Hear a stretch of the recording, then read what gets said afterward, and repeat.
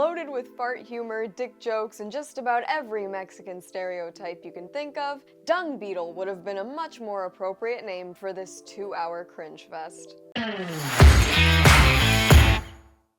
Hi y'all, SnarkyJay cosplay here. Last night I caught a showing of DC's latest film, Blue Beetle. To be honest, I didn't really have many expectations at all for this movie. Based on the incredibly limited promo from DC about this movie, I thought it kind of looked like a CW quality project with George Lopez's very specific brand of humor, which I've never liked. I used to stay up until 3 a.m. all the time when I was a kid, and every time I heard Lowriders start up, it was my indication that the George Lopez show was starting, and it was either time to change the channel or go to bed.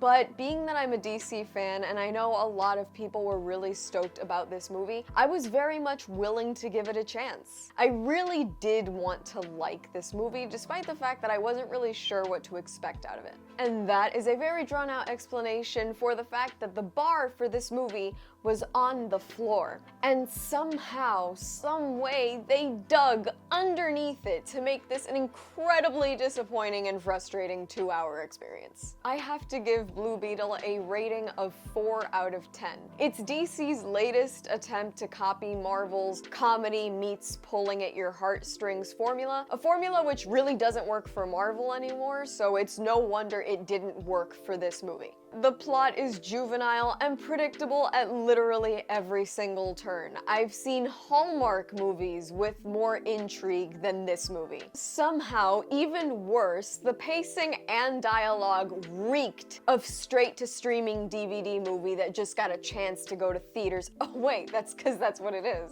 On top of that, the storytelling is kind of garbage. There's a bunch of really overly convenient plot holes, to the point where one of the major characters, who looks like he's definitely supposed to die, somehow doesn't. And he comes back and explains it in the very clever Spanish phrase of "Hierba mala nunca muere," which translates to "bad grass never dies." And what irritated me is that they put on the screen "bad weed never dies."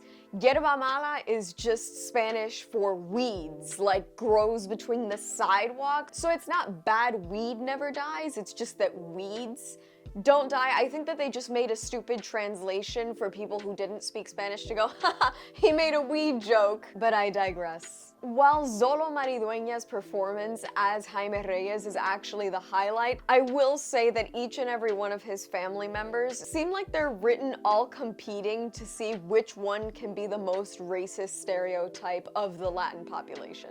I can admit that sometimes I can get a little overly sensitive about these things, but as somebody who is Cuban Puerto Rican and has grown up hearing a lot of stupid Latin stereotypes be made commonplace, I really find this annoying, especially when it's made by Latinos and Hispanics who claim to be doing this in the name of representation, and then stereotype us with the overly long names, and everybody eats tacos, and our abuelas have chancletas and they like to fight. I mean, come on. Even moments with little glimmering truths of what it's like to grow up in a Latin household, even when those moments come up, they're ruined for the sake of cheap jokes. I'm not gonna spoil the specifics, but there's a scene where Jaime is getting dropped off, and he's actually getting dropped off by the entirety of the family. If you're Hispanic in one of those traditional big nuclear families, it's not unheard of to have people be all up in your cornflakes, not just your mom and your dad, but your abuelo and your abuela, maybe un tío or una tía. In that moment, I sort of smiled at the authenticity of what it's like to have that big family kind of just overly involved. And then George Lopez's character, Rudy, comes up and starts yelling random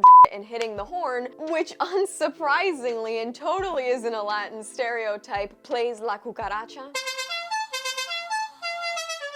Yeah, that was literally all I needed for this movie to remind me that it's actually a parody of Latin culture and not actual representation. If you thought the jokes and dialogue in Shazam were cringe, this is next level. dick jokes, fart jokes, cock-blocking jokes, a crazy abuela. This might as well be an episode of the George Lopez show, except it went on for 4 times as long as any episode of George Lopez, which was not fun to sit through.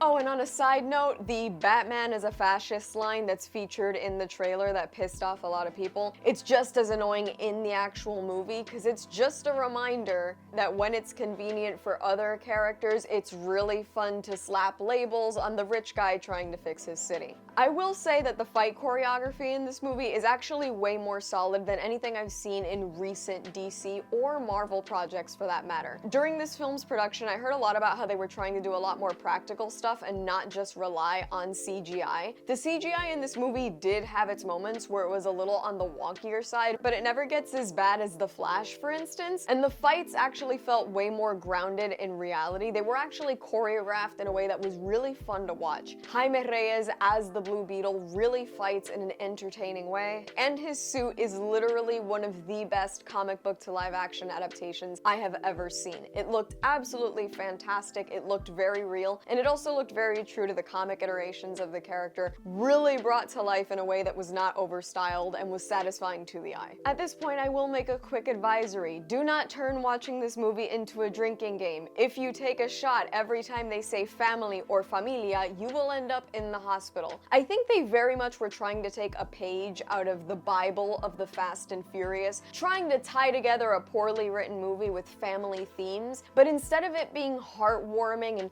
sort of like a gentle caress, they took the theme of family and hit you over the head with it with a chancleta. You see, 2 can play at this game. No jodas tú con esta mierda.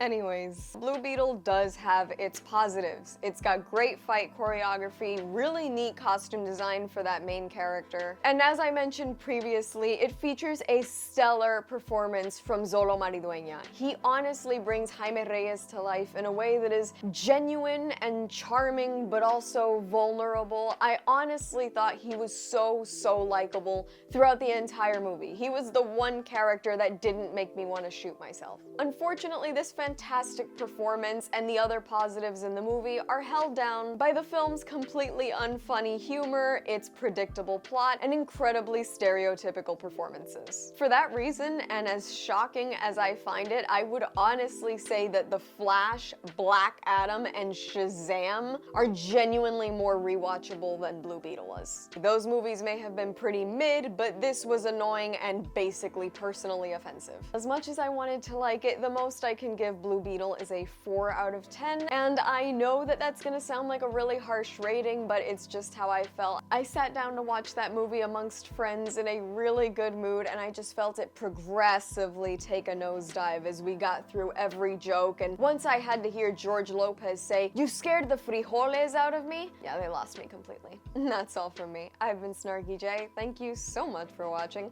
Please don't forget to like and subscribe. For more SnarkyJay, be sure to check out my Instagram, and if you want to support my content, feel free to subscribe to my Patreon. Both of those will be linked in the description down below. And let me know your thoughts on DC's Blue Beetle in the comments below.